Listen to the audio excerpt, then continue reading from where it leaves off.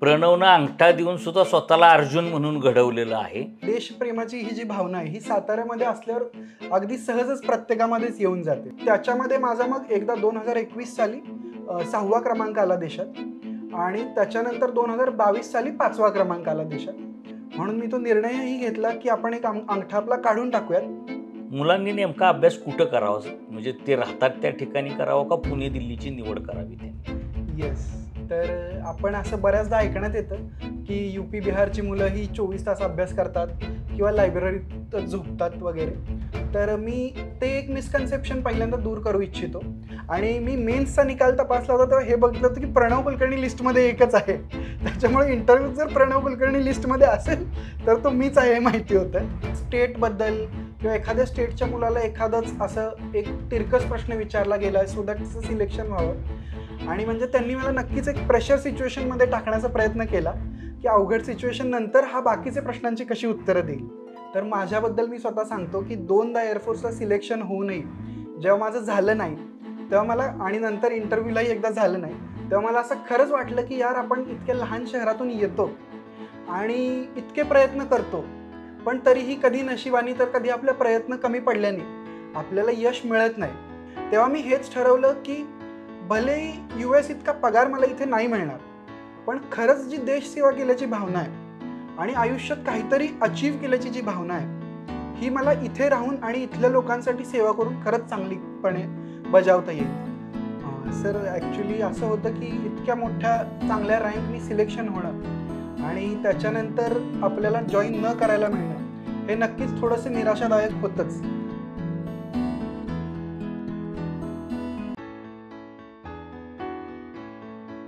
नमस्कार, मी विनोद कुलकर्णी. आरसपानी यूट्यूब चॅनलच्या माध्यमातून आपण सध्या पॉडकास्ट करतोय. अनेक निखळ माणसांच्या सोबत किंवा पारदर्शकपणे त्यांना व्यक्त करायचं किंवा त्यांच्याकडे जी काही गोष्ट आहे ती काढून घ्यायची, असा ह्या आपल्या गप्पांचा उद्देश आहे. आरसपानी चॅनलच्या माध्यमातून अनेक चेहरे लोकांपुढे आणायचे आणि लोकांना मार्गदर्शन होईल, त्यांना प्रेरणा मिळेल, त्यांना नवं काहीतरी समजेल, असा आपला या पाठीमागं प्रयत्न आहे.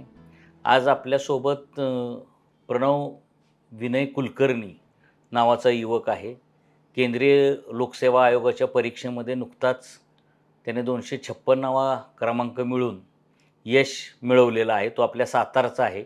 सज्जनगड जे समर्थांचं गाव आहे, रामदास स्वामींचं, त्यांचा जो गड आहे त्याच्या पायथ्याशी असलेल्या परळी ह्या छोट्याशा गावातून विनय कुलकर्णी यांच्या मुलाचा प्रवास सुरू झालेला आहे आणि तो थेट केंद्रीय लोकसेवा आयोगामध्ये यश मिळवण्यापर्यंत तो पुढे गेलेला आहे. मध्यंतरी केंद्रीय लोकसेवा आयोगाचा निकाल लागल्यानंतर मेंढपाळाचा मुलगा म्हणून बिरदेव ढोणे याचं नाव महाराष्ट्रभर गाजलं. त्याचाही क्रमांक 500च्या पुढं आहे आणि आपल्यासोबत जो प्रणव आहे त्याचा क्रमांक 256 आहे. म्हणजे बिरदेवपेक्षाही जबरदस्त कामगिरी प्रणवनं केलेली आहे. दोघांची तुलना करता येणार नाही आपल्याला, पण बिरदेव मेंढ्यांच्या मागं जाऊन शिकला असं सोशल मीडियावरून प्रसिद्ध झालं आणि ते प्रसिद्ध झाल्यानंतर प्रचंड प्रसिद्धी बिरदेवला मिळाली. वास्तविक बिरदेवनंच नंतर स्वतः खुलासा केला, त्याच्या मनाचा मोठेपणा जर आपण लक्षात घेतला तर त्यानं खुलासा केला की मेंढ्यांच्या मागं जाऊन UPSC सारखी परीक्षा पास होता कामा नये, पुण्या दिल्लीमध्ये अभ्यास करूनच ती परीक्षा पास होता येईल. आणि त्यानं नव्या पिढीला हेही सांगितलं की फक्त कष्ट नाही तर जिद्द आणि परिश्रमाच्या जोरावर आपल्याला पुढं जाता येतं. आज आपल्याबरोबर जो प्रणव कुलकर्णी आहे त्याची वाटचालसुद्धा वेगळी आहे. त्याची वाटचाल अशी आहे की एकलव्य जो होता, ज्यानं अंगठा दिला द्रोणाचार्यांचं गुरुत्व स्वीकारण्यासाठी, त्याच्यासारखी त्याची गोष्ट आहे. त्यानंसुद्धा अंगठा दिलेला आहे पण त्याचा एकलव्य झाला नाही. प्रणवनं अंगठा देऊनसुद्धा स्वतःला अर्जुन म्हणून घडवलेलं आहे. एकलव्यानं अंगठा दिल्यानंतर वेगळी कामगिरी एकलव्याच्या नावावर नोंद नाही, पण हा नवा एकलव्य आहे की ज्यानं अंगठा दिला पण तो एकलव्य न राहता अर्जुन झालेला आहे. आज आपण त्याला भेटणार आहोत, त्याच्याशी बोलणार आहोत आणि अशा एकलव्य सारखी वाटचाल करायची पण अर्जुन व्हायचं, अशी एक वेगळी वाट चोखाळणाऱ्या युवकाशी आज आपण गप्पा मारणार आहोत. नमस्कार प्रणव. नमस्कार. तुझं अभिनंदन प्रथमतः. साताऱ्याचं आपल्या कुटुंबाचं नाव तू उज्ज्वल केलंस आणि 256वा क्रमांक म्हणजे छाती आईवडिलांची अगदी गर्वानं अभिमानानं फुलून यावी, आमच्यासारख्या सातारकरांची सुद्धा छाती अभिमानानं आणि गर्वानं फुलून यावी अशी कामगिरी तू केलेली आहे. सातारा तालुक्याचं ह्यावेळेचं वैशिष्ट्य असं आहे की 2 मुलांनी केंद्रीय लोकसेवा आयोगाच्या परीक्षेत यश मिळवलेलं आहे. संकेत शिंगटे हा मराठ्याचा एक दुसरा मुलगा आहे. ह्या 2 मुलांनी साताऱ्याचं नाव देश पातळीवर उज्ज्वल केलेलं आहे. साताऱ्याला मोठी परंपरा आहे. सैनिकांचं गाव म्हणून सुद्धा आपली ओळख आहे. पण लोकसेवा आयोगाच्या परीक्षेमध्ये साताऱ्याकरांना कधीतरीच यशाची चव चाखायला मिळती. म्हणजे पूर्वी लोकांच्या घरात जसा हापूस आंबा कधीतरी यायचा, म्हणजे हापूस आंबा आला तरी खूप मोठी गोष्ट होती, तसं ह्यावेळेस 2-2 हापूस आंबे केंद्रीय लोकसेवा आयोगाच्या परीक्षेत आपले चमकलेले आहेत आणि त्यांनी सातारची माती फक्त सैनिकांच्याच क्षेत्रामध्ये पुढं नाही तर केंद्रीय लोकसेवा आयोगाच्या परीक्षेमध्ये सुद्धा आम्ही दणक्यात यश मिळवू शकतो अशी दाखवून देणार आहे. प्रणव, तुझा जो सुरुवातीचा प्रवास आहे किंवा तुझे आई-वडील आहेत आणि तुझ्या कुटुंबातून आलेला आहे. तुझे वडील MECBमध्ये ऑपरेटर ह्या पदावर काम करत आहेत. MECBमध्ये ऑपरेटर ह्या पदावर काम करत आहेत म्हणजे मध्यमवर्गीय आणि तसं सामान्य कुटुंब आहे. तर तुझी जी सुरुवातीच्या आयुष्याची जी जडणघडण झाली ती कशी झाली याविषयी तू काय सांगशील? तर सर्वप्रथम तर मी एक खरं आपण म्हणाल तसं मध्यमवर्गीय कुटुंबातूनच येतो. वडील माझे MSCBमध्ये ऑपरेटर म्हणून काम करतात. आईसुद्धा घरी शिकवण्या घेते आणि तशी वाटचाल एज्युकेशनली म्हणाल तर भरपूर एन्करेजिंग होती. कारण आई-बाबांनी मला तेच सांगितलं की सगळ्यात जास्त कशावर आपल्याला प्रायोरिटी द्यायची आहे, तर ती आपल्या शिक्षणावरच द्यायची आहे. कारण शिक्षणच आपल्याला पुढं नेणार आहे. त्याच्यामुळं सर्वप्रथम सातारा इंग्लिश मीडियम स्कूल इथे 6वीपर्यंत आणि नंतर 10वीपर्यंत पोद्दार इंटरनॅशनल स्कूलमध्ये माझं शिक्षण झालं साताऱ्यामध्ये. त्याच्यानंतर 11वी-12वी मी लाल बहादूर शास्त्री महाविद्यालयात केली आणि त्याच्यानंतर वालचंद कॉलेज ऑफ इंजिनिअरिंग येथे मी IT क्षेत्रात इंजिनिअरिंग केलं आणि नेहमीच एक चांगला परफॉर्मन्स झालेला आहे माझा शाळेमध्ये सुद्धा आणि त्याचं श्रेय नक्कीच आईबाबांचंच आहे. कारण त्यांनी मला नेहमीच सपोर्ट केलं की तू शिक, बाकी गोष्टींचा म्हणजे तुझ्या खर्च वगैरे ह्याचा तू फार विचार करू नको, पण पहिलं शिक्षणाला प्राधान्य दे. प्रणवनं जसं सांगितलं की आईवडिलांनी फक्त शिक्षणाला प्राधान्य दे तू हा विचार प्रणवच्या मनावर बिंबवला. सातारा ही छत्रपती शिवाजी महाराजांची शेवटची आणि चौथी राजधानी म्हणून ओळखली जाते. सातारकरांचा ओढा नेहमीच सैनिकी क्षेत्राकडं मोठ्या प्रमाणावर राहिलेला आहे. प्रणवलाही सैनिकी क्षेत्राचं आकर्षण होतं आणि त्या परीक्षासुद्धा तू दिलेल्या होत्या. तर त्या परीक्षा कुठल्या होत्या आणि त्या परीक्षांचा अभ्यास करावा किंवा त्या सैनिकी क्षेत्राचा प्रथम निवड करावी असं तुला का वाटलं की बाबा सैनिकी क्षेत्रात आपण जावं, त्या परीक्षा द्याव्यात किंवा सैनिक व्हावं किंवा विमानं उडवावीत सैनिक होऊन, असं जे काही तुझ्या मनामध्ये येत होतं ते कशामुळं? नक्कीच आपण म्हणालात की जसं शिवरायांची भूमी आहे, त्यामुळं देशप्रेमाची ही जी भावना आहे ही साताऱ्यामध्ये असल्यावर अगदी सहजच प्रत्येकामध्येच येऊन जाते, की अगदी शिवाजी महाराज म्हटल्यावर शिवाजी महाराज की जय म्हणणं हे आपल्याकडून अगदी आपसूक निघून जाणारी गोष्ट आहे. त्यामुळे तसं देशसेवा करायची हे नेहमीच डोक्यात होतं. पण 11वी-12वीपर्यंत जास्त माझा कल जो होता तो इंजिनिअरिंग करावं वगैरे असाच होता. पण 12वी नंतर मग मी जेव्हा ह्या गोष्टी थोड्या डिटेलमध्ये पाहायला लागलो, तेव्हा मला कळालं की NDA वगैरे ह्या ज्या परीक्षा आहेत, ह्या केंद्र सरकार घेत असतं आणि त्याच्यामधून आपल्या इथल्या युवकांना आर्मी, नेव्ही, एअरफोर्समध्ये शासकीय अधिकारी म्हणून काम करता येतं आणि खूप मोठा बदल घडवून घेता येतो. असं वातावरण मी पाहिलं आणि त्याच्यानंतर मग मी त्याचा थोडासा अभ्यास केला आणि सर्वप्रथम मग मी फर्स्ट इयरला असताना NDAची परीक्षा दिली. ती मी परीक्षा उत्तीर्ण झालो, पण तो जो पुढे सर्व्हिसेस सिलेक्शन बोर्ड नावाचा SSB होतो 5 दिवसांचा इंटरव्ह्यू, तो काही मी क्लिअर नाही करू शकलो. मग नंतर मी फायनल इयरला जेव्हा गेलो, तेव्हा UPSC मार्फतच घेण्यात येणारी CDSE ही जी परीक्षा आहे, ती मी 2 वेळा दिली आणि त्याच्यामध्ये माझा मग एकदा 2021 साली 6वा क्रमांक आला देशात आणि त्याच्यानंतर 2022 साली 5वा क्रमांक आला देशात. पण तुम्ही जसं म्हणालात की एकलव्य मी झालो, एक अंगठा मला एक्स्ट्रा होता ऋतिक रोशनला असल्याप्रमाणे आणि तो अंगठासुद्धा मी काढून दिला की आपल्याला फायटर प्लेन उडवायचंच आहे आणि सुखोई, राफेल ह्याच्याबद्दल मला अतिशय क्युरिओसिटी होती आणि त्याच्यामध्ये मी नेहमीच माझं स्वप्न बघितलं होतं की आपण एक दिवस हा युनिफॉर्म फायटरचा जंपसूट घालणार आणि सुखोई किंवा राफेलसारखं विमान चालवणार. म्हणून मी तो निर्णयही घेतला की आपण एक अंगठा आपला काढून टाकूयात आणि पुन्हा एकदा परीक्षेला बसूयात. पुन्हा एकदा परीक्षा दिली, उत्तीर्ण झालो. SSB देखील क्लिअर झाला. पण त्याच्यानंतर देखील अंगठ्याला थोडीशी जी डिसेबिलिटी अजूनही राहिली ऑपरेशन नंतर. त्याच्यामुळे मला मग त्यांनी नाही सिलेक्ट केलं. म्हणजे देशात 5वा आणि 6वा क्रमांक मिळवणारा प्रणव विद्यार्थी आहे की त्याला सुखोई विमान उडवायचं होतं आणि सुखोई विमानात ज्यावेळेस माणूस बसतो त्यावेळेस त्याच्या डोक्यात एकच असतं की समोरचा देश आपल्या देशाला आव्हान देत असेल किंवा समोरचा देश आपल्या देशाचं नुकसान करत असेल त्यावेळेस सुखोईसारखी विमानं वापरली जातात आणि समोरच्या देशाचं सैन्य दल, त्यांचे रणगाडे, त्यांची अण्वस्त्राची ठिकाणे ही उद्ध्वस्त केली जातात. अनेक युद्ध ह्यापूर्वीची करण्याची वेळ आली त्यावेळेस पहिल्यांदा सुखोईसारखं विमान आपण भारत सज्ज ठेवतो. मध्यंतरीसुद्धा आपण बातम्या बघितल्या होत्या की सकाळी सकाळी अचानक पाकिस्तानमध्ये जी विमानं घुसलेली होती ती सुखोई होती. म्हणजे त्या विमानाने तिथं जाऊन धडाकेबाज कारवाई केली आणि ती वेळेत जातात, वेगात जातात, वायूच्या वेगापेक्षा जादा वेग असतो त्यांचा, त्या वेगात जातात आणि परत येतात. पण फक्त अंगठा एक जादा होता आणि एका अंगठ्यामुळं प्रणवला ती कामगिरी साधण्याचा योग आला नाही.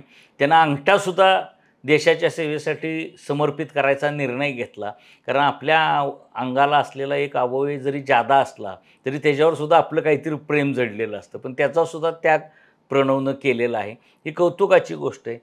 मग तू निराश नाही का झाला की बाबा अंगठा दिला, 5वा क्रमांक आला, 6वा आला, सगळ्या परीक्षा पास झालो आणि तरीसुद्धा माझी निवड होत नाही आणि असं एवढं काय अगदी अपंगत्व स्वीकारावं, ही व्यवस्था अशी कशी आणि मग आपल्याबरोबरच असं होतं आहे का? एवढं गुण मिळवल्यानंतरसुद्धा काय अन्याय होतो आहे का? किंवा निराशा, अन्याय झाल्याची भावना असं काही तुझ्या मनामध्ये आलं होतं का? आणि आलं असेल तर तू त्याचा सामना कसा केलास? येस. सर ॲक्च्युली असं होतं की इतक्या मोठ्या चांगल्या रँकनी सिलेक्शन होणं आणि त्याच्यानंतर आपल्याला जॉईन न करायला मिळणं, हे नक्कीच थोडंसं निराशादायक होतंच. कारण शेवट आपण इतकं आपला जीव लावलेला असतो आणि मी तर नक्कीच एक आपलं अंगातलं हाडच दिलं होतं त्याच्यासाठी. त्याच्यामुळं थोडंसं दुःख जास्त होतं. आणि स्वतःबद्दल जास्त दुःख नव्हतं, पण आई-वडील थोडेसे जास्त निराश झाले होते त्याच्याबद्दल. पण मी हाच विचार केला की जर देशसेवा करायचीच आहे, तर ह्यावेळी भले आपल्याला सुखोई चालवून नाही करता येणार. पण एखाद्या जिल्ह्यामध्ये चांगलं काम करून सुद्धा आपल्याला देशसेवा घडवताच येईल. त्यामुळं त्या नैराश्याबद्दल सांगायचं तर त्याच्याबद्दल मी माझ्या आई-वडिलांशी थोडीशी चर्चा केली. मित्र नक्कीच मला आधीपासूनच चांगले मिळाले, की ज्यांच्यासोबत मी माझं मन शेअर करू शकलो. त्यांना देखील सांगितलं आणि मग त्वरितच असा निर्णय घेतला, की आता जर इकडे डिफेन्स फोर्सेसकडे आपल्याला देवानेच काही दिलंय ज्याच्यामुळे आपण नाही जॉइन करू शकत, तर देशसेवा आपण वेगळ्या मार्गी करू आणि लगेचच मग मी तो निर्णय घेतला आई-बाबांशी आणि मित्रांशी डिस्कस करून आणि जसं रिजेक्शन झालं तसंच त्याच वर्षी मी लगेच दिल्लीला UPSCच्या तयारीसाठी मग शिफ्ट झालो. तुम्ही आता दिल्लीचा विषय काढला आहे, तर अनेक मुलं महाराष्ट्रात घरात UPSCचा अभ्यास करतात आणि ती खूप हुशारही असतात. म्हणजे तुमच्या थोडीची नसतील, पण हुशार असतात की ती हजारामध्ये बसू शकतात अशी प्रतिभा, अशी गुणवत्ता त्यांच्याकडे असते. पण दिल्लीत गेल्यानंतर किंवा पुणे किंवा दिल्ली ही जी काही ठिकाणं आहेत महाराष्ट्रातल्या लोकांसाठी पुणे आणि पुणे नाही जाणार ती दिल्लीला. तर दिल्लीला गेल्यानंतर शक्यता जादा ठरतात सिलेक्शनच्या UPSC सारख्या परीक्षेमध्ये. तरी आपल्या मुलांना तुम्ही काय सांगाल की बाबा तुम्ही दिल्लीत अभ्यास केला पाहिजे, पुण्यात केला पाहिजे, घरात केला पाहिजे किंवा आता सातारासारख्या ठिकाणी सुद्धा इतक्या अभ्यासिका झालेल्या आहेत. 14 तास, 18 तास, 22 तास, 24 तास अशा अभ्यासिका झालेल्या आहेत. तर मुलांनी नेमका अभ्यास कुठं करावा? म्हणजे ते राहतात त्या ठिकाणी करावं का पुणे, दिल्लीची निवड करावी त्यांनी? आपण जसं म्हणालात, की दिल्लीमध्ये थोडासा टक्का सिलेक्शनचा आपल्याला जास्त पाहायला मिळतो. पण हा त्या जागेशी संबंधित नाही. तर असं आहे, की सगळीकडचीच मुलं दिल्लीमध्ये एक शिकवण्यांचं जे हब आहे, ज्याला आपण आज ओल्ड राजेंद्र नगर, मुखर्जी नगर, पटेल नगर, करोल बाग अशा नुसार ओळखतो. तर इथे शिकवण्या थोड्या जास्त आहेत आणि लायब्ररी किंवा आधीपासूनच एक UPSCचं इन्फ्रास्ट्रक्चर जास्त डेव्हलप आहे. म्हणून इथून आपल्याला जास्त टक्का पाहायला मिळतो. पण आज जसं मी रिझल्ट बघतोय, मागच्या वर्षी मी जसे रिझल्ट्स बघितले होते, की अनेक मुलं अशी देखील आहेत, की ज्यांनी घरी बसून सुद्धा तितक्याच छानपणे क्रॅक केले. हे काही वर्षांपर्यंत अगदी इंटरनेटचं युग येण्याच्या आधीपर्यंत आपण म्हणू शकू, की दिल्लीमध्ये जाऊन अभ्यास करणं हे जास्त बेनिफिशियल होतं. कारण क्लास तिथं ऑफलाईन व्हायचे. पण आता आपण बघतो, की इतकं छान इंटरनेटमुळं हे झालंय, की मी घरी बसून सुद्धा कुठल्याही क्लासचे लेक्चर्स बघू शकतो. त्याच्यामुळे मी तर मुलांना हाच सल्ला देईन, की अभ्यास करण्याचं ठिकाण कोणतं ह्याच्यापेक्षा महत्त्वाचं हे आहे, की अभ्यास आपण किती वेळ आणि किती चांगल्या डेडिकेशननी करू शकतो. त्याच्यामुळे सातारा, पुणे, मुंबई, दिल्ली ह्याच्यापेक्षा आपली कम्फर्टेबल प्लेस, इथेच आपला सर्वात छान अभ्यास होईल आणि इथेच आपला सगळ्यात छान रँक येईल.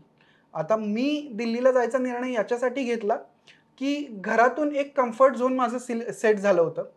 त्याच्यातून थोडंसं बाहेर येणं, एक कॉम्पिटिशन बघणं, सो दॅट अभ्यास मी जास्त जोमानं करू शकेन. म्हणून मी दिल्लीला जायचा निर्णय घेतला. पण मुलांना जर वाटत असेल, की ते घरात बसून सुद्धा इतक्याच तीव्रतेनं अभ्यास करू शकतात, 12-14 तास दिवसातले देऊ शकतात, तर नक्कीच त्यांनी स्वतःच्या घरची निवड करावी. कारण दिल्लीमध्ये आपण बघतो, की तापमान खूप असतं. उन्हाळ्यामध्ये 40-45 डिग्री तापमान जातं. थंडीमध्ये 5-6 डिग्री तापमान होतं आणि राहणं पण खूप महाग आहे. खाणं पण थोडंसं इतकं चांगलं आपण नाही म्हणू शकत. सो जिथे कम्फर्टेबल असतील, जिथे माइंड फ्रेश राहील आणि जिथे अभ्यास डेडिकेशननी करता येईल, तीच ठिकाण आपलं सिलेक्शनचं ठिकाण म्हणता येईल. तुम्ही आता कम्फर्ट झोन हा शब्द वापरला. आपल्याकडे घरी अभ्यास करताना अडचणी अशा असतात, की सण असतात. मग सणातले दिवस वगळावे लागतात. नातेवाईक आले ते दिवस वगळावे लागतात. आज आई आजारी, उद्या वडील आजारी, हे जे काही प्रश्न मुलांच्या समोर येतात आणि मग 365 दिवसांचा अभ्यास हा कधी 200 दिवसांवर येतो, कधी 150 दिवसांवर येतो. आणि अशी मुलं मागं पडतात, असं आमच्यासारख्याला वाटतं, कारण आम्ही त्या दृष्टिकोनातून त्या सगळ्या गोष्टींकडे बघत असतो. त्यामुळे तुझा दिल्लीला जाण्याचा निर्णय हा टर्निंग पॉइंट आहे, असं येस. म्हणायला लागेल. आता कम्फर्ट झोनचा विषय जो काढला असतो, की दिल्लीत मराठी माणूस रमत नाही. म्हणजे मागच्या 75 वर्षाचा जर इतिहास काढला, तर आपला मराठी माणूस हा दिल्लीत रमतो. तो अगदी 0.12% त्याची हे असेल. म्हणजे आता महाराष्ट्रातले जर आपण नेतेसुद्धा बघितले, तर दिल्लीत अधिवेशनाचा काळ सोडला, हो. की फारसे ते दिल्लीत नसतात. पण उत्तर प्रदेश, बिहारची लोकं जास्त असतात. तसं यू-पी-एस-सीमध्ये सुद्धा उत्तर प्रदेश, बिहारचा टक्का जास्त आहे आणि महाराष्ट्राचा टक्का कमी आहे. तर तो महाराष्ट्राचा टक्का का कमी? जसा राजकारणात नाही तसा यू-पी-एस-सीमध्ये पण नाही आहे. तर उत्तर प्रदेश आणि बिहारची काही मुलं अभ्यास करताना तुला भेटली का? आणि त्यांचा टक्का का वाढतोय आणि आपला महाराष्ट्राचा टक्का का कमी पडतोय? म्हणजे तुला काही विश्लेषण करता येईल का तू दिल्लीत अभ्यास केल्यामुळे? येस. तर आपण असं बऱ्याचदा ऐकण्यात येतं, की यू-पी, बिहारची मुलं ही 24 तास अभ्यास करतात किंवा लायब्ररीतच झोपतात वगैरे. तर मी ते एक मिसकन्सेप्शन पहिल्यांदा दूर करू इच्छितो, की असं काही नाही आहे, की यू-पी-एस-सीचा 24 तास अभ्यास केलाच पाहिजे. दिवसातून 7 तास, 8 तास केला तरीसुद्धा खूप इनफ आहे. आणि म्हणायचं झालं तर, की महाराष्ट्राचा खाली येणारा टक्का किंवा यू-पी, बिहारचा वाढलेला टक्का, तर याचे आपण बघण्याचेही 2 बाजू आहेत. पहिलं तर असं, की ह्यावेळी आपण बघतो तर महाराष्ट्राचे ऑल इंडिया रँक 3 ह्यावेळी महाराष्ट्राचे आहेत आणि महाराष्ट्राने बराच चांगला परफॉर्म केला आहे यावेळी यू-पी-एस-सीमध्ये. सेकंड गोष्ट अशी आहे, की महाराष्ट्रामध्ये इंडस्ट्रीज, सर्व्हिसेस सेक्टर हे खूप छान डेव्हलप्ड आहे. त्यामुळे आपल्याकडची मुलं ही इंजिनिअरिंग करून तिकडे जॉबला जाणं किंवा तिथून परदेशी जाणं ह्याला जास्त प्रेफरन्स देतात यू-पी-एस-सी सारख्या परीक्षांच्या ऐवजी. पण आत्ता जर आपण बघितलं तर महाराष्ट्र शासनाचे खरंच काही छान उपक्रम आहेत. जसं की सारथी, बार्टी किंवा महाज्योती ह्या ज्या परीक्षा आहेत, ह्याच्या अंतर्गत मुलांना जी-एसचे क्लासेस, ऑप्शनल आणि राहण्याचा खर्च हे देखील मुलांना दिलं जातं. ज्याच्यामुळे मला नक्कीच वाटतंय की काही वर्षांमध्ये महाराष्ट्र यू-पी, बिहारच्या इतकाच किंवा कदाचित त्यांच्या जास्तही चांगले रिझल्ट्स देईल. तुझा इंटरव्ह्यू झाला, तर इंटरव्ह्यूमध्ये काही दडपण होतं का? किंवा इंटरव्ह्यूमध्ये आपण सक्सेस होऊ किंवा यश मिळवू अशी खात्री वाटते का? कारण राजकीय बाबतीत महाराष्ट्राकडे बघण्याचा दिल्लीकरांचा किंवा उत्तर प्रदेशच्या नेत्यांचा, बिहारच्या नेत्यांचा किंवा इतर एकूण महाराष्ट्राच्या बाहेरच्या नेत्यांना महाराष्ट्रातल्या राजकारण्यांची भीती वाटते, की एखादा राजकारणी जर महाराष्ट्रातला दिल्लीत येऊन जर सेट झाला, तर ते परत कोणाला संधी देतील ह्याची शाश्वती नाही. एक भीती आहे महाराष्ट्राविषयी. तर इंटरव्ह्यूमध्ये असं काही राजकारण होतं का, की जरा ही महाराष्ट्राची जादा सिलेक्ट करायला नको, किंवा इंटरव्ह्यूमध्ये असे काही प्रश्न मुद्दामून जाणीवपूर्वक विचारले जातात का, की आपल्याला सहज उत्तरं देताच येणार नाहीत, किंवा असं काय घडतं का? तुझे माझ्या माहितीप्रमाणे 2 इंटरव्ह्यू झालेत. Yes sir. एक इंटरव्ह्यूमध्ये तुला यश आलं नाही, दुसऱ्या इंटरव्ह्यूमध्ये तुला यश आलेलं आहे. येस. तर असं काही तुला जाणवलं का, किंवा असं काही वाटलं का तुला? नाही, म्हणजे मी 2ही वेळा इंटरव्ह्यू दिले UPSCचे. त्याच्या आधी मी CDSEचेही इंटरव्ह्यू दिले होते आणि कुठंच मला असं जाणवलं नाही की एक स्टेटबद्दल किंवा एखाद्या स्टेटच्या मुलाला एखादंच असं एक तिरकस प्रश्न विचारला गेला आहे सो दॅट त्याचं सिलेक्शन व्हावं, असे काहीच मुद्दे नक्कीच तिथं नाही आहेत. आणि हे मी 2 इंटरव्ह्यू दिल्यामुळे खात्रीने सांगतो की UPSC एक कॉन्स्टिट्युशनल बॉडी आहे की ज्याच्यात अपॉइंटमेंटसुद्धा अगदीच पारदर्शक पद्धतीने पार पडतात आणि त्यांना तिथे स्ट्रिक्ट गाईडलाईन्स देखील दिलेल्या असतात की तुम्ही असे काही मुद्दे उचलायचे नाहीत ज्याच्यामध्ये कॉन्ट्रोवर्शियल काही येईल. त्याच्यामुळे अगदीच एखादा प्रश्न असा आलाच तरीसुद्धा ते फक्त हेच जाणून घेऊ इच्छितात की हा जो पुढे होऊन जाणारा शासकीय अधिकारी आहे तो एखादा मुद्दा दोन्ही बाजूनी विचार करून एक बॅलन्स्ड अप्रोचने उत्तर देऊ शकतो का. आणि त्यामुळे असं राजकीय किंवा असं एखाद्याला स्टेटमुळे मागं पाडावे असं मला तरी अजिबात नाही वाटत. म्हणजे फक्त तटस्थ भूमिका आहे का ह्याची, हो. आणि तटस्थ भूमिकेतून न्यायिक वागू शकतो का, Yes. याची चाचपणीच मुलाखतीमधून हो, केली जाते. हो. मुलाखतीमध्ये तुला आवडलेला एखादा प्रश्न आणि असा अवघड प्रश्न की ज्याचं उत्तर देता येणं शक्य झालं नाही, असे काही प्रश्न आले का तुला, की बाबा जे आवडले सुद्धा, ज्याचं उत्तर दिलं, आणि काही प्रश्न आवडले पण उत्तर देता आलं नाही किंवा कठीण वाटले की आता ह्याचं उत्तर कसं देऊ, असं काय घडलं का? हो, नक्कीच. तर मला असा आवडला आणि उत्तर देता आला असं आत्ता तरी नाही आठवत आहे. बट एक असा प्रश्न त्यांनी नक्कीच मला त्या मोमेंटला विचारला होता, की ज्याचं मी उत्तर देऊ शकलो नाही आणि मी त्यांना सांगितलं, की मला नाही येतं ह्याचं उत्तर. तर तो प्रश्न असा होता, की लेजिस्लेटिव्ह काउन्सिल जे आहे आपलं विधान परिषद, याच्यामध्ये शिक्षकांसाठी रिझर्व्ड जागा आहेत. आहेत, बरोबर. पण डॉक्टर्स, इंजिनियर्स हे जे आहेत, यांच्यासाठी रिझर्व्ड जागा नाही आहेत. मग याच्याबद्दल तुझं काय म्हणणं आहे, की ह्या लोकांना का दिल्या जात नाही आहेत जागा? तर याच्याबद्दल मला कल्पना नव्हती आणि नंतर मी येऊन जाणून घ्यायचा पण प्रयत्न केला, पण मला असं इतकं त्याचं हे कळालं नाही. पण नक्कीच हा एक खूप थॉट प्रोव्होकिंग प्रश्न होता आणि पहिले चेअरमन साहेबांनी विचारल्यानंतरचा पहिलाच प्रश्न मला हा होता आणि म्हणजे त्यांनी मला नक्कीच एक प्रेशर सिच्युएशनमध्ये टाकण्याचा प्रयत्न केला, की अवघड सिच्युएशन नंतर हा बाकीचे प्रश्नांची कशी उत्तरं देईल. आणि त्या प्रश्नानंतर सुद्धा मी माझं काम ठेवला आणि नंतर बाकी पुढच्या प्रश्नांची उत्तरं दिली. मग विधान परिषदेचा प्रश्न हा गाजतो की शिक्षकांसाठी जागा राखीव आहे, पदवीधरांचा प्रतिनिधी असावा. म्हणजे ज्यावेळेस विधान परिषदेची रचना झाली त्यावेळेस शिक्षण घेणाऱ्यांचं प्रमाण फार कमी होतं आणि अशिक्षितच माणसं फार प्रभावीपणे नेतृत्व करत होती. त्यामुळे पदवीधर मतदारसंघ निर्माण झाला, शिक्षकांचा निर्माण झाला.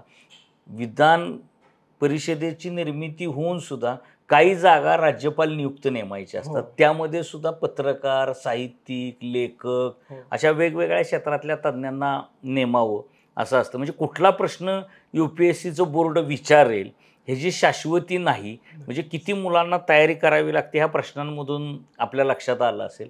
तू 2 वर्ष UPSCचा अभ्यास केला. पहिल्या वर्षी तू मुलाखतीपर्यंत गेलेला होतास आणि मग मुलाखतीमध्ये तुझी निवड नाही झाली. तर ती का झाली नसेल पहिल्या वर्षी तुझी निवड? असं असं काय, कुठलं उत्तर चुकलं असेल किंवा किती उत्तरं देता आली नाहीत वगैरे, असं काय घडलं का, की त्यामुळं तुझी झाली नसेल निवड असं तुला वाटतं? हां. तर सर्वप्रथम मी जेव्हा मुलाखत दिली, तेव्हा मला मुलाखतीमध्ये अगदीच म्हणजे 150 मार्क होते, जे खूप कमी आहेत आणि त्याच्यामुळं माझं म्हणजे रिटर्नला चांगले मार्क होते, 790 मार्क होते, पण तरी 13 मार्कांनी सिलेक्शन राहिलं. तर तेव्हा मला असं वाटलं, की सुरुवातीला मी जेव्हा चेअरमन साहेबांशी इंटरॅक्ट करत होतो, तेव्हा 1-2 प्रश्नाला असं झालं, की मी थोडासा डिफेन्सिव्ह झालो होतो, की त्यांनी मला असा प्रश्न विचारला होता, की मुंबई ही महाराष्ट्राची आर्थिक राजधानी आहे. पण मला असं वाटतं, की ती आता तशी राहिलेली नाही आहे आणि ती थोडी उतारायला लागलेली आहे. तर याच्यावर तुझं काय म्हणणं आहे? तर मी त्यांना पॉझिटिव्हज सांगितल्या, पण मला निगेटिव्हज अॅक्नॉलेज नाही करता आल्या आणि मी जसं मगाशी म्हणालो, की एका ॲडमिनिस्ट्रेटरमध्ये ते दोन्ही व्हॅल्यूज बघत असतात, की हा पॉझिटिव्हज आणि निगेटिव्हज ह्या दोन्हीही बॅलन्स करू शकतो की नाही. तर मला तरी असं वाटतं, की त्या प्रश्नांनी मी स्वतः थोडासा गडबडून गेलो होतो, की मी म्हणजे मला लगेच कळालं, की अरे मी ह्या दोन्ही बाजू द्यायला पाहिजे होत्या आणि तरी मी नाही देऊ शकलो. आणि त्याच्यानंतर मग पुढचे 1-2 प्रश्न मी त्या भीतीत एवढे नीट नाही आन्सर करू शकलो. आणि त्यामुळे मी आणि दुसरं मुंबईशी आपली जी अटॅचमेंट आहे, हो. की मुंबई, मी महाराष्ट्रातनं आलो आणि मुंबईविषयी वाईट कसं बोलायचं हो. किंवा नकारात्मक बाजू कशा सांगायच्या, असं हो. एक आपोआप मनावर प्रेशर येतं किंवा विदाऊट प्रेशर सुद्धा आपण मुंबईविषयी कसं हो. नकारात्मक सांगायचं, हो. असं सुद्धा कदाचित हो. तुझ्या मनावर तो परिणाम झाला असेल. तसंही झालं असावं. मग आता तुला किती मार्क पडली मुलाखतीमध्ये? आता 180 मार्क आहेत, म्हणजे चांगले मार्क आहेत. चांगले मार्क आहेत, हो. 180 मार्क. म्हणजे मुलाखतींचे अनुभव सुद्धा हे असे वेगवेगळे ह्या मुलांना येतात आणि UPSCची परीक्षा पारदर्शक पद्धतीनं होती, ह्याचं उदाहरणच हा प्रणव कुलकर्णी हा विद्यार्थी आहे, की त्यानं अतिशय पारदर्शकपणे सगळा UPSCची निवड प्रक्रिया वगैरे प्रवास आपल्याला सांगितला. कारण देशामध्ये अनेक संस्थांच्या नोकर भरत्या ज्यावेळेस होतात, त्यावेळेस भ्रष्टाचाराची प्रकरणं मोठ्या प्रमाणावर चव्हाट्यावर येतात आणि कधीकधी सगळ्याच यंत्रणा ह्या केंद्र सरकारच्या तालावर चालल्यात, असा एक प्रचार किंवा अपप्रचार किंवा काही खरं काही खोटं एक समाजामध्ये बिंबत असतं. त्यामुळे आमच्यासारख्या संपादकाला, पत्रकाराला सुद्धा असं वाटत राहतं, की UPSCच्या परीक्षेमध्ये सुद्धा काय घोळ आहेत का? तिथं सुद्धा काय निवड करताना उजवं डावं केलं जातं का? एखाद्या पक्षाच्या विचाराने काम करणाऱ्या पालकांच्या मुलांची काही निवड होती का?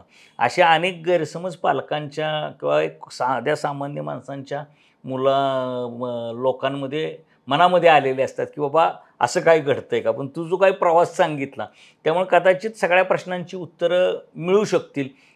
आता मला सांग, की तुला ह्या मोठमोठ्या परीक्षा द्याव्यात असं आयुष्यात नेमकं कुठल्या वेळेला वाटलं?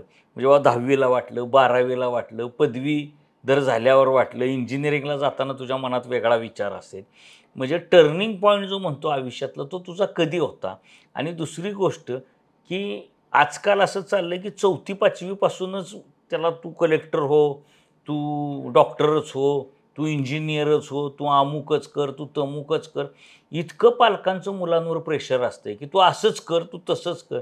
तर आयुष्यात नेमक्या कुठल्या क्षणी त्यानं करिअरचा निर्णय घ्यावा विद्यार्थी म्हणून आणि कुठल्या क्षणापर्यंत पालकांनी त्याला सांगू देखील नाही, की तू असाच वाग. असं तुला, कारण आता तू एकदम मधल्या टप्प्यावर आहेस, की तुझं शिक्षण संपलेलं आहे, तुझी UPSCला सिलेक्शन झालेलं आहे. तर पालकांनी नेमकं कधी सांगावं, की बाबा तू आता निर्णय असा घे किंवा तुझा निर्णय आम्ही सांगतोय तसा तू घे. तर हे जे प्रेशर जे मुलांवर चाललेलं आहे, ते कसं कुठं रोखलं पाहिजे असं तुला काय वाटतं?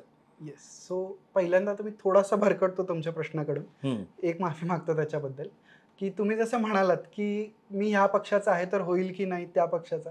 तर माझ्याबद्दल मी स्वतः सांगतो, की 2दा एअरफोर्सला सिलेक्शन होऊनही जेव्हा माझं झालं नाही, तेव्हा मला, आणि नंतर इंटरव्ह्यूलाही एकदा झालं नाही, तेव्हा मला असं खरंच वाटलं, की यार आपण इतक्या लहान शहरातून येतो आणि इतके प्रयत्न करतो, पण तरीही कधी नशिबाने तर कधी आपले प्रयत्न कमी पडल्याने आपल्याला यश मिळत नाही. तर नक्की आपण खरंच एकदा सिलेक्शन आपलं होणार आहे का? की आपण पुन्हा एकदा जे आधी सगळे करतात, त्याच्यातच पुन्हा त्याच मार्गात जाणार आहे का? असं नक्कीच मनाला वाटलं होतं. पण ह्या वर्षी सिलेक्शन झाल्यावर मी नक्की ती गोष्ट सांगू शकतो, की तुम्ही प्रयत्न कराल तर परीक्षा इतकी पारदर्शक आहे, की यश हे मिळणारच आहे. आणि आता बोलायचं तर टर्निंग पॉईंटबद्दल, की 10वी-12वी पर्यंत नक्कीच वडील नेहमी सांगायचे, की कलेक्टरचं पद असं असतं, इतकं काम करायला मिळतं, इतका रिस्पेक्ट मिळतो. व्हेअरएज आईचं असं मत असायचं, की इंजिनिअरिंग कर, कुठे परदेशी जाऊन बघ, तिथे लाईफस्टाईल छान असते. त्यामुळे तोपर्यंत 10वी-12वी पर्यंत एक डोक्यामध्ये युद्ध चाललं असल्यासारखं म्हणता येईल.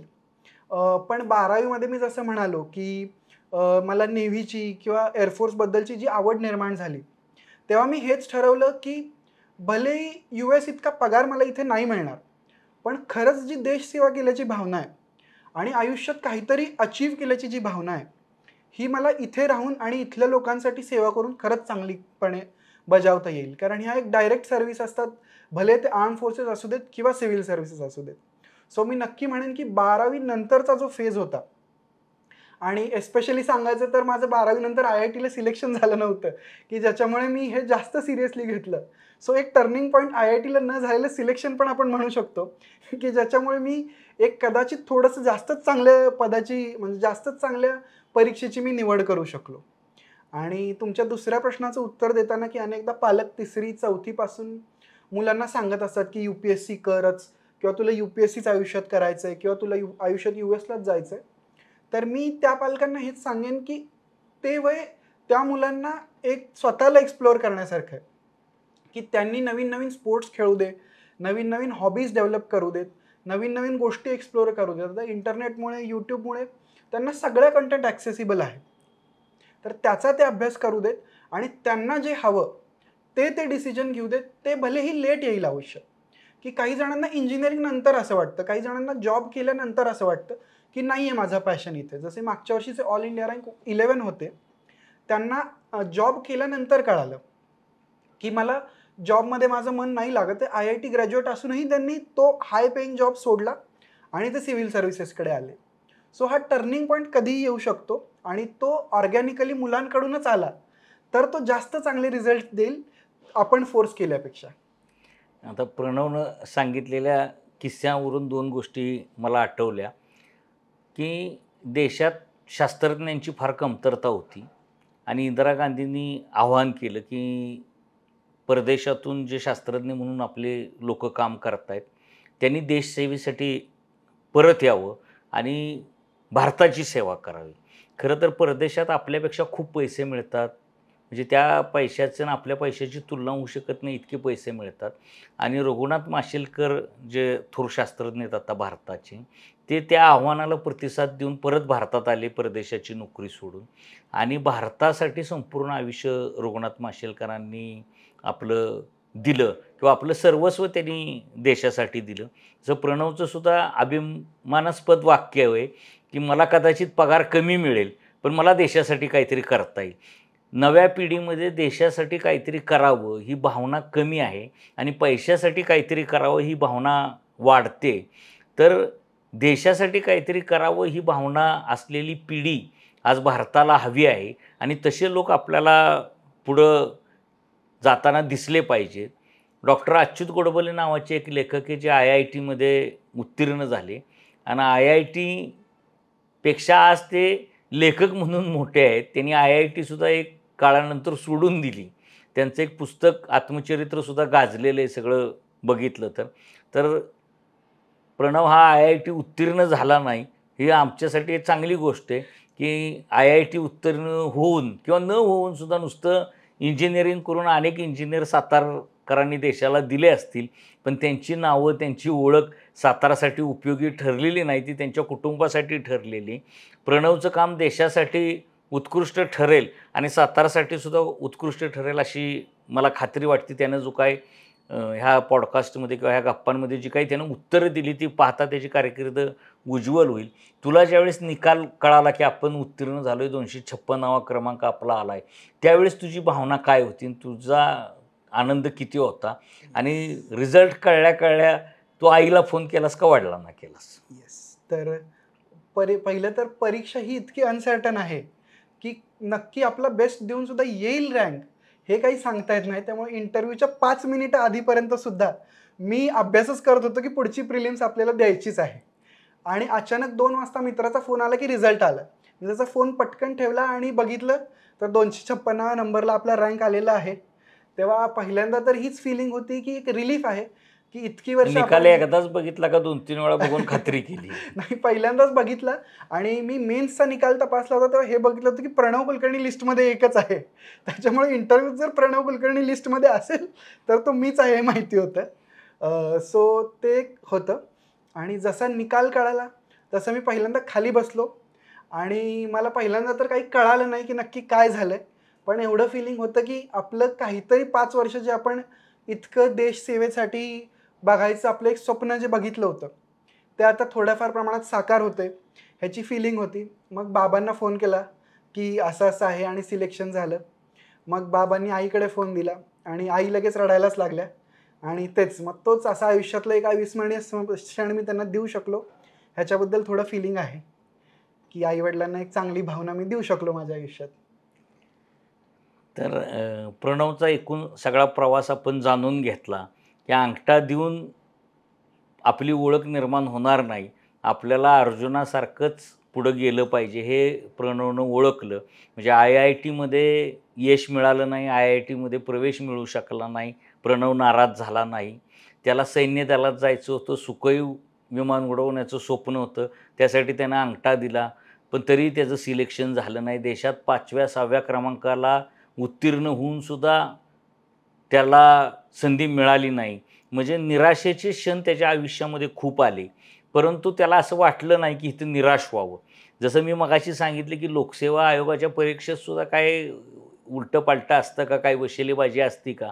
तर तसा प्रश्नसुद्धा त्याच्या मनाला थोडा शिवला की आपण सातारासारख्या, परळीसारख्या अतिशय छोट्या गावातून आलो.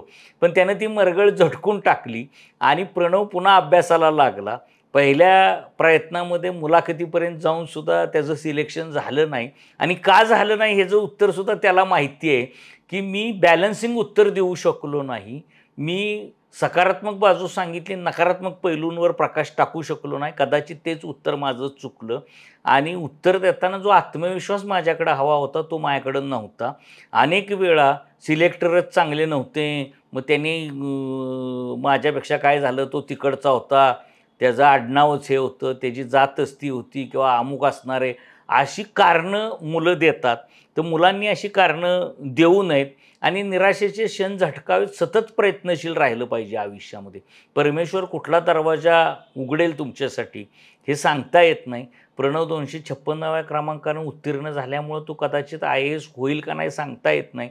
कदाचित IPS होईल किंवा कदाचित आणखी कुठल्यातरी ह्याच्यामध्ये जाईल. पण तो उच्च पदावर आता त्याची निवड निश्चितपणे ठरलेली आहे आणि असा एक विद्यार्थी साताराचा जो देश पातळीवर चमकलेला आहे, 256व्या क्रमांकानं उत्तीर्ण झालेला आहे. तो सातारचा आहे, तो महाराष्ट्राचा आहे. ह्याचा एक वेगळा अभिमान आमच्यासारख्या लोकांना आहे किंवा सातारकरांना आहे. प्रणव, तुझ्या पुढच्या कारकिर्दीसाठी शुभेच्छा आणि तुझी जी काही उत्तरं आहेत, तू खूप चांगलं काम करशील आम्हाला खात्री वाटते आणि तू खूप चांगलं काम करावं यासाठी तुला शुभेच्छा देतो आणि आपण हा गप्पांचा कार्यक्रम इथंच संपवूयात. नमस्कार.